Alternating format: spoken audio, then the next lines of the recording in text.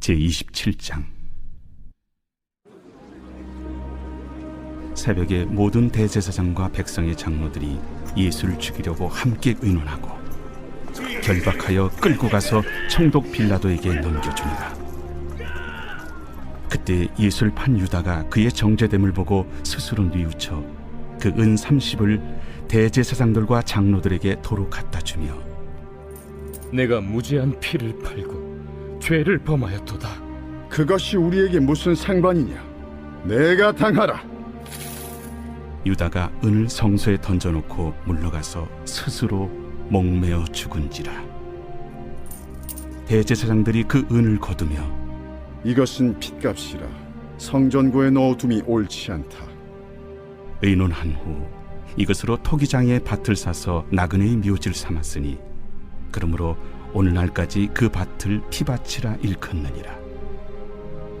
이에 선지자 예레미야를 통하여 하신 말씀이 이루어졌나니, 그들이 그 가격 매겨진 자, 곧 이스라엘 자손 중에서 가격 매긴 자의 가격, 곧 은 30을 가지고 토기장의 밭값으로 주었으니 이는 주께서 내게 명하신 바와 같으니라.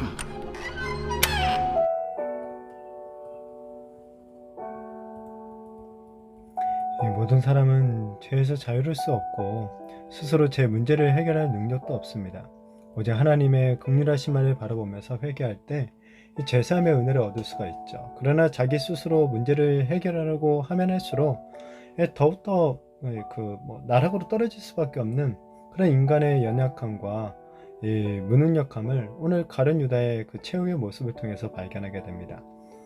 대제사장을 비롯한 공회원들이 예수님을 죽이기로 결정하죠. 그러나 유대인의 반식대로 돌로 쳐 죽이는 곤란을 했어요. 왜냐하면 그때가 6월절 새벽이었는데 이 돌로 쳐서 사람을 죽이게 되면은 자신들까지도 이제 부정해져서 6월절에 참여할 수가 없게 되기 때문에 그렇습니다. 그래서 원래 이들이 그 처음에 모의를 할 때도 명절은 피해서 예수님을 죽이려고 했었었죠. 자, 그런데 또 사형 집행을 갖다가 차일피일 미뤘다가는 예수님을 지지하는 대중들이 막 또 결집을 해가지고 그 기회를 놓칠 수도 있다라는 그런 두려움이 있었기 때문에 이들이 다른 방법을 갖다가 고안했죠. 바로 6월절을 지킬 필요가 없는 이방인들, 로마 총독 빌라도에게 예수님을 죽여달라고 요청을 하게 된 거죠. 자, 우리는 여기서 무죄한 사람을 죽이는 악행을 저지르면서도 이 6월절을 또 지키려고 하는 그런 왜곡된 이 신앙의 모습을 발견하게 되죠.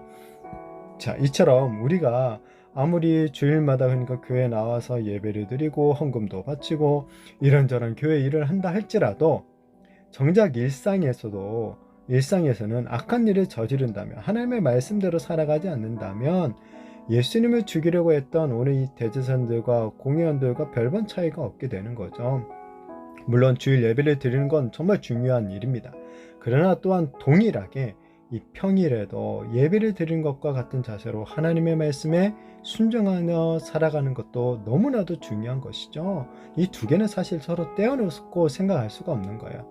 그리고 진정한 예배는 일상에서부터 시작된다라는 것을 우리는 절대 잊어서는 안 되는 거죠. 따라서 일상에서부터 하나님의 의를 이루기 위해서 힘쓰며 살아가는 그런 우리들이 되어야 할 것입니다. 자, 이어서 이제 가룟 유다의 최후가 등장하죠. 가룟 유다가 예수님이 유대 종교 지도자들에게 정죄함을 당하는 것을 보고 그들에게 예수님 판 것을 갖다 후회해요. 그래서 자신이 받았던 은 30을 갖다가 도로 갖다 주죠. 그런데 이들이 그걸 받아줍니까? 안 받아주는 거죠.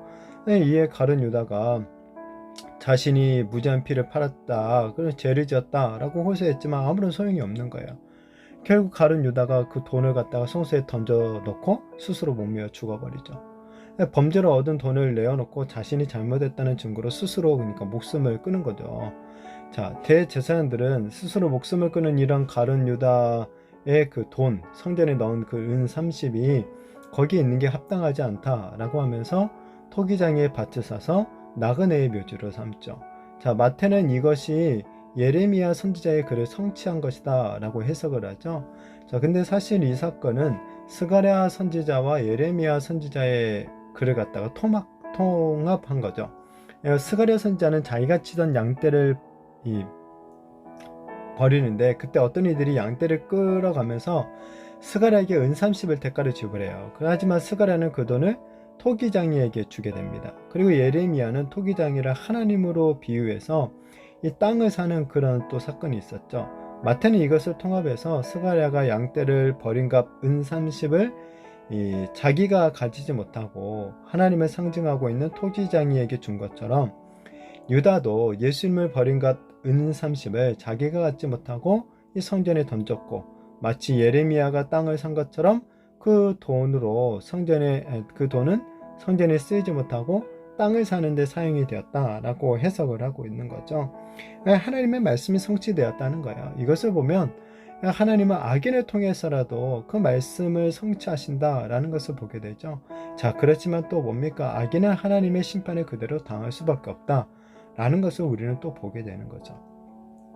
가룟 유다가 멸망한 것은 예수님을 배신했기 때문이 아니라 자신의 죄를 스스로 책임지려고 했기 때문에 그런 것입니다. 베드로처럼 자신에 대해 주님 앞에서 진심으로 회개했다면 용서와 회복의 은혜를 얻을 수 있었을 거예요. 그러나 예수님에 대한 믿음이 없었던 가룟 유다는 자신의 죄를 깨닫기는 했지만 스스로 목숨을 끊음으로 해결하려고 한 거죠. 결국 영원한 멸망으로 떨어질 수밖에 없게 된 겁니다. 그러나 베드로를 비롯한 다른 제자들은 어땠습니까?